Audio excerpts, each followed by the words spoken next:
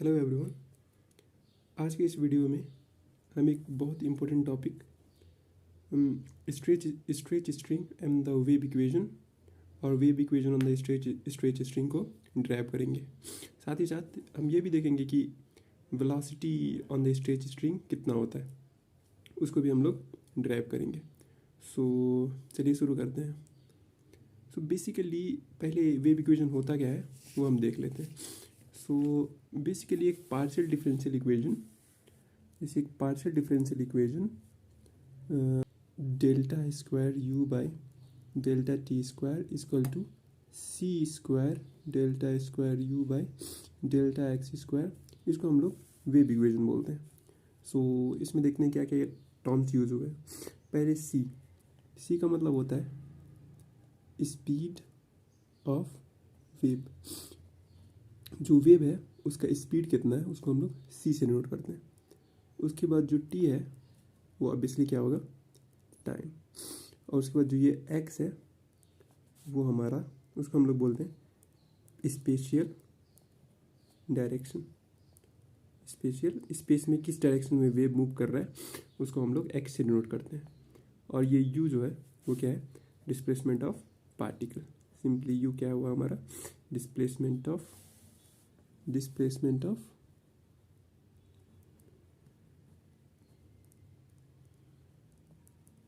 Particle. So basically इस wave equation में जो u है वो डिस्प्लेसमेंट ऑफ पार्टिकल है, जो c है वो स्पीड ऑफ वेव है, x स्पेशियल डायरेक्शन है और t टाइम है। सो बेसिकली ये इक्वेशन हमको ये बताता है कि कोई भी वेव कैसे चेंज हो रहा है, कैसे मोशन कर रहा है, कैसे मूव कर रहा है स्पेस में with respect to space and with respect to time. So अब इसी इक्वेशन को हम लोग क्या करेंगे, ड्राइव करेंगे। सो चलिए इसको ड्राइव करते हैं। सो बेसिकली इसके लिए हम क्या करेंगे, हम एक स्ट्रेच स्ट्रिंग सपोज करेंगे। सो जैसे ये एक स्ट्रेच स्ट्रिंग है पूरा, ये एक स्ट्रेच स्ट्रिंग हमने सपोज कर लिया है जो कि लेंथ एल का है। For example let us suppose कि उसका लेंथ क्या है, एल है। अब हम क्या करेंगे, स्ट्रेच स्ट्रिंग का एग्जांपल हम लोग अगर सोचे तो जैसे गिटार होता है, गिटार के जो स्ट्रिंग होते हैं ना उसको हम लोग स्ट्रेच स्ट्रिंग बोल सकते हैं। तो हम क्या देखिए, जब गिटार के स्ट्रिंग को जब हम प्लग करते हैं तो क्या करने लगता है, वो वाइब्रेट करने लगता है अप एंड डाउन डायरेक्शन में। अप डाउन क्या होने लगता है, वो वाइब्रेट होने लगता है। सो उसी तरह का एक स्ट्रेच स्ट्रिंग हम लोग सपोज करेंगे और उसको हम क्या करेंगे, प्लग करेंगे। जितने लेंथ को हमने प्लग किया है उसको हम लोग क्या बोलते हैं, पी क्यू। ये जो लेंथ है इस लेंथ को हमने क्या किया है, प्लग किया है, इस लोग को हमने टच किया है। अब वो स्ट्रिंग क्या हो गया, वाइब्रेट करने लगा up and down vertical direction में।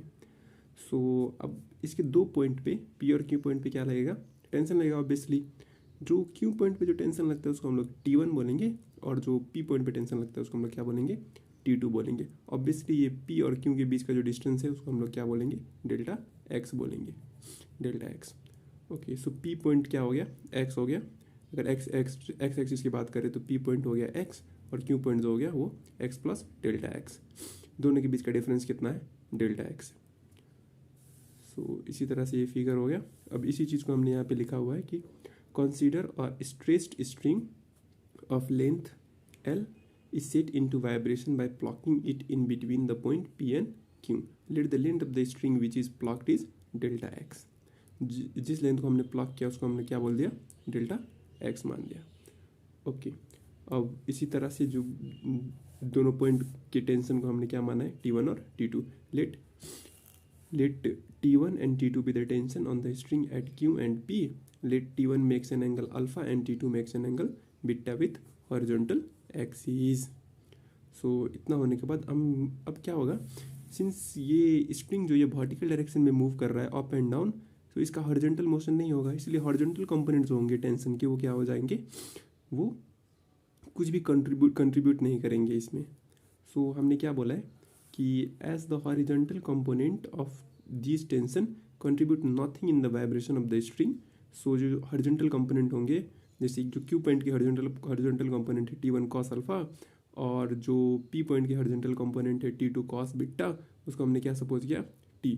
ये जो अल्फ़ा और बीटा ये क्या है, ये जो टेंशन है ना, टेंशन ने जो हॉरिजॉन्टल डायरेक्शन के साथ जो एंगल बनाया है उसको हम एक्स एक्सिस के साथ जो एंगल बनाया है उसको हम लोग अल्फ़ा बोलेंगे। T1 ने जो एंगल बनाया उसको अल्फ़ा बोलेंगे और T2 ने जो एंगल बनाया उसको हम लोग क्या बोलते हैं, बीटा। सो बेसिकली इसके जो हॉरिजॉन्टल कंपोनेंट होंगे वो T1 कॉस अल्फ़ा और T2 कॉस बीटा होंगे। सो हॉरिजॉन्टल कंपोनेंट सिंस कुछ भी कंट्रीब्यूट नहीं करेंगे वाइब्रेशन में, इसलिए हम लोग T1 cos alpha equal to T2 cos beta को हम लोग T सपोज कर देंगे, ओके, जो कि एक कांस्टेंट वैल्यू होगा, ये कुछ कंट्रीब्यूट नहीं करेंगे मोशन में। सो इतना करने के बाद अब नेक्स्ट हम एक क्वांटिटी इंट्रोड्यूस करेंगे, सिग्मा। सिग्मा क्या है, let sigma be the mass per unit length of wire. So mass m of the string having length delta x is m equal to sigma into del x. So basically हम लोग एक quantity introduce कर रहे हैं जिसको हम लोग sigma बोलेंगे। सिग्मा बेसिकली क्या है, सिग्मा को लीनियर मास डेंसिटी भी बोलते हैं, कि कुछ सम सर्टेन लेंथ में उस ऑब्जेक्ट का कितना मास आ रहा है उसको हम लोग mass density, linear mass density और मास पर यूनिट लेंथ बोलते हैं। जैसे फॉर एग्जांपल, अगर एक एग्जांपल के जरिए सोचा जाए तो, जैसे फॉर एग्जांपल ये एक कोई सा भी स्ट्रिंग है, स्ट्रेच स्ट्रिंग है, अगर इसका मास m है और लेंथ क्या है, लेंथ फॉर एग्जांपल इसका लेंथ l है, तो इसकी हम लोग लीनियर मास डेंसिटी को या मास पर यूनिट लेंथ को कैसे डिनोट करते हैं, sigma equal to m by L. वैसे अगर इसका कोई स्मॉल लेंथ लिया जाए, फॉर एग्जांपल ये पी पॉइंट हो गया, ये क्यू पॉइंट हो गया, और इसका लेंथ डेल्टा एक्स है और इसका मास क्या है, m है, तो इसके लिए अगर हम यहाँ से m का वैल्यू निकालें तो m इक्वल टू क्या हो जाएगा, सिग्मा इंटू एल। अब इस जो स्मॉल लेंथ के लिए अगर हम m निकालें तो क्या होगा, m equal to sigma into, और इसका लेंथ क्या है, डेल्टा एक्स, सॉरी इसका अगर लेंथ को डेल्टा एक्स मानेंगे तो सिग्मा इंटू डेल्टा एक्स हो जाएगा। तो इसी तरह से हमने यहाँ पे मास को क्या लिखा है, m equal to sigma into delta x, क्योंकि सिग्मा क्या है, मास पर यूनिट लेंथ है स्ट्रिंग के लिए। अब आगे हम लोग क्या देखेंगे, let u x be the instantaneous displacement then the instantaneous acceleration is.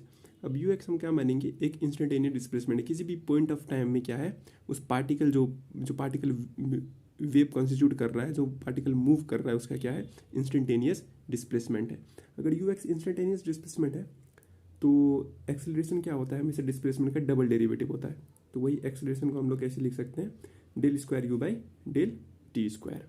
इसको हम लोग इक्वेशन 3 मानेंगे, और जो मास का था इक्वेशन उसको हम लोग इक्वेशन 2 बोलेंगे, ओके। सो आगे हम लोग और क्या देखेंगे, ये when the string is vibrated the vertical component of tension come into play. अब हमको पता है हॉरिजॉन्टल कंपोनेंट तो कुछ भी कंट्रीब्यूट नहीं कर रहे हैं, तो ऑब्वियसली वर्टिकल कंपोनेंट क्या करेंगे, कंट्रीब्यूट करेंगे। सो वर्टिकल कंपोनेंट जो अल्फा पे वर्टिकल कंपोनेंट होगा उसको हम लोग T1 साइन अल्फा बोलेंगे, और जो बीटा पे होगा वो T2 साइन बीटा होगा। सो अब जो इन फोर्सेस का जो डिफरेंस होगा वही क्या होगा, हमारा नेट टेंशन या नेट फोर्स होगा। So the net force acting on stretch string is, अब जो नेट फोर्स है वो क्या होगा, ये दोनों फोर्सेस का डिफरेंस होगा ऑब्वियसली। सो T1 sine alpha minus T2 sine alpha, okay. और हमको न्यूटन्स के सेकेंड लॉ ऑफ मोशन से क्या पता है, F इक्वल टू क्या होता है, ma। अब हम इक्वेशन 2 से मास और इक्वेशन 3 से एक्सेलरेशन का वैल्यू हम लोग क्या करेंगे, यहाँ पे यूज़ करेंगे। सो मास इक्वल टू क्या होता है, सिग्मा इंटू डेल्टा एक्स, जो हमने अभी डिराइव किया था, और एक्सेलरेशन का डबल डेरिवेटिव ऑफ डिस्प्लेसमेंट। सो यहाँ से यूज़ कर लिया। अब इन दोनों फोर्सेस को हम क्या करेंगे, इक्वेट कर देंगे। ऑब्वियसली दोनों एक ही फोर्स है, तो इन दोनों फोर्सेस को हम लोग क्या कर रहे हैं अब, इक्वेट कर रहे हैं। सो इन दोनों फोर्सेस को इक्वेट करा गया है यहाँ पे। अब क्या करेंगे हम, दोनों side dividing both sides by T. अभी इन दोनों साइड को हम लोग क्या कर रहे हैं, टी से डिवाइड कर रहे हैं। सो अब देखते हैं क्या होता है आगे टी से डिवाइड करने के बाद। सो यहाँ पे देखिए, अब आगे हमने क्या किया, दोनों साइड को टी से डिवाइड कर दिया है। टी से डिवाइड करने के बाद अब क्या करेंगे, ऑब्वियसली ऊपर माइनस है तो हम लोग क्या कर सकते हैं, इसको सेपरेट कर सकते हैं। तो वही हमने यहाँ पे क्या किया, सेपरेट किया। अब मैंने यहाँ पे टी को T1 कॉस अल्फा लिखा है, और फिर टी को ही T2 कॉस बीटा लिखा है। ये कहाँ से आया, ये हमारी फर्स्ट इक्वेशन से आया है।